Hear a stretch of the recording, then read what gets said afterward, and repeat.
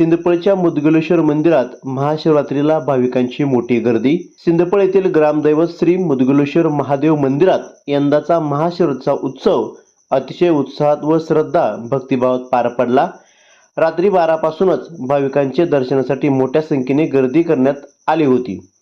पहाटेपासूनच मंदिर परिसर हर हर महादेवाच्या जयघोषात वातावरणात दुमदुमले होते।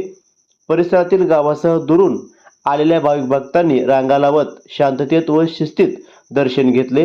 अंदाजे 1 लाख भाविकांनी दिवसभरात दर्शन घेतले। मुदगलेश्वर मंदिर हे सिंदफळ येथे येऊन महादेवाचे दर्शन घेतले। अनेक भाविकांनी उपवास, जप आणि अभिषेक करून आपल्या श्रद्धेची प्रचिती दिली। सकाळपासून संध्याकाळपर्यंत मंदिर परिसरात सतत घंटानाद, मंत्रोच्चार आणि भजनाचा स्वर ऐकू येत होता।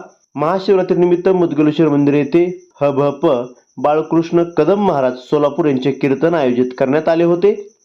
भाविकांनी मोठ्या संख्येने उपस्थित राहून कीर्तनाचा व भक्तिभावाने लाभ घेतला।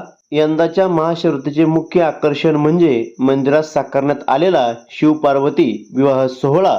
देखावा पारंपरिक पद्धतीने आकर्षण सजावट व सोहळा उभारण्यात आला होता।